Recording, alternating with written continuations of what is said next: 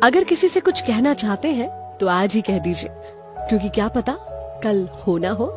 94.3 my FM से मैं हूँ विनी आपके साथ, और चलो आज कुछ अच्छा सुनते हैं। कई बार जिंदगी में मन तो करता है हमारा किसी से कहने का कि तुम मेरे लिए बहुत खास, बहुत इंपॉर्टेंट हो, मगर नहीं कह पाते। कई बार सॉरी कहने का मन करता है कि मुझे एहसास हो गया है कि गलती मेरी थी, मगर सॉरी नहीं कह पाते। कई बार किसी को अप्रिशिएट करने का मन करता है, नहीं कर पाते। और कई बार तो ये होता है कि हम सिर्फ ये सोच कर रह जाते हैं कि मैं क्यों पहले बात करूं, पहले सामने वाले को बात करनी चाहिए। ऐसे ही कपल की कहानी आज आपको सुना रही हूँ, साहिल और मेघा की कहानी। 4 साल के लंबे रिलेशनशिप के बाद दोनों ने शादी की थी और आज उनकी चौथी वेडिंग एनिवर्सरी थी।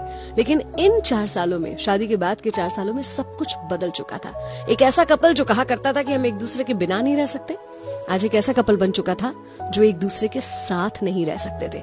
हर समय झगड़े, ऐसा लगता था एक दूसरे से बात ही मत करो, क्योंकि बात करेंगे तो वो कब झगड़े में बदल जाएगी पता ही नहीं चलेगा।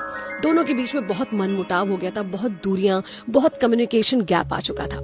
आज जब चौथी वेडिंग एनिवर्सरी थी, मेघा घर पर अकेली थी, तो कहीं ना कहीं उसका मन कह रहा था कि साहिल को याद हो उसकी एनिवर्सरी, साहिल उसे विश करे और क्यों ना वो दोनों अपनी जिंदगी की एक नई शुरुआत करें। उम्मीद ही कर रही थी कि साहिल आएगा और कुछ प्लान बनाएगा। इतने में फोन बजता है। मेघा के मन में और सैकड़ों उम्मीदें जाग उठती हैं कि ये फोन जरूर साहिल का होगा। वो बोलेगा हैप्पी एनिवर्सरी मेघा, चलो कुछ प्लान बनाते हैं, चलो कहीं चलते हैं। मेघा ने इसी एक्साइटमेंट के साथ फोन उठाया, लेकिन ये क्या, फोन पर साहिल की नहीं किसी और की आवाज थी। सामने से उस व्यक्ति ने पूछा कि क्या ये साहिल का घर है? मेघा ने कहा हाँ। बोले माफ कीजिएगा मैडम, आपको एक बुरी खबर देनी है।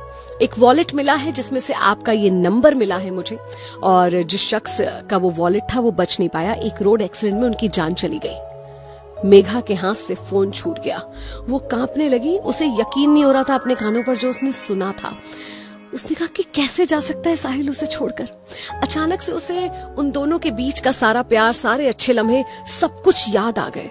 बिलक बिलक कर रो रही थी मेघा और बोल रही थी कि नहीं साहिल, तुम नहीं जा सकते, अभी हम दोनों को एक नई शुरुआत करनी थी। मेघा बहुत सारी गलतियों के लिए माफी मांग रही थी अब साहिल से। कह रही थी कि रिश्ते पर अगर उसने ध्यान नहीं दिया था तो मैंने भी नहीं ध्यान दिया था। अगर उसकी तरफ से कुछ कमी रह गई थी तो मेरी भी तो थी। अगर कुछ गलतियां उसकी थी तो कुछ गलतियां मेरी भी तो थी। साहिल प्लीज लौट आओ, मुझे तुम्हें गले लगाना है, तुमसे बहुत कुछ कहना है। ये सब कुछ कहकर फूट फूट कर रो रही थी मेघा। लगभग जमीन पर गिर चुकी थी रोते रोते मेघा। उसका बहुत बुरा हाल था। इतने में डोरबेल बजती है। किसी तरह से खुद को संभाल कर मेघा दरवाजा खोलती है तो देखती है सामने साहिल खड़ा था। उसे अपनी आंखों पर यकीन नहीं होता। रोते रोते साहिल के गले लग जाती है और उसे पूरी बात बताती है। साहिल ने कहा आई एम सॉरी, मैं तुम्हें बताना भूल गया, आज मेरा वॉलेट चोरी हो गया था। मेघा ईश्वर का बहुत शुक्रिया अदा करती है और साहिल से दिल खोल कर माफी मांगती है और उससे कहती है कि हम दोनों अपनी जिंदगी की एक नई शुरुआत करते हैं, एक दूसरे को ज्यादा समझते हुए, ज्यादा प्यार करते हुए। लेकिन सबको दूसरा मौका मिले ये जरूरी नहीं होता। हो सकता है कि आपको किसी और को अप्रिशिएट करने का दूसरा मौका ना मिले। हो सकता है कि आपको उससे प्यार जताने का दूसरा मौका ना मिले। हो सकता है लाइफ आपको मौका ना दे ये कहने का कि वो व्यक्ति आपके लिए कितना इम्पोर्टेंट था। तो ये सारी अच्छी बातें जो किसी भी रिश्ते को बेहतर बना सकती हैं, भले ही सामने वाले की तरफ से ना सही, आपकी तरफ से ही सही, वो आज ही कर दीजिए, क्योंकि क्या पता कल हो ना हो। 94.3 माय एफएम से मैं विनी, चलो आज कुछ अच्छा सुनते हैं।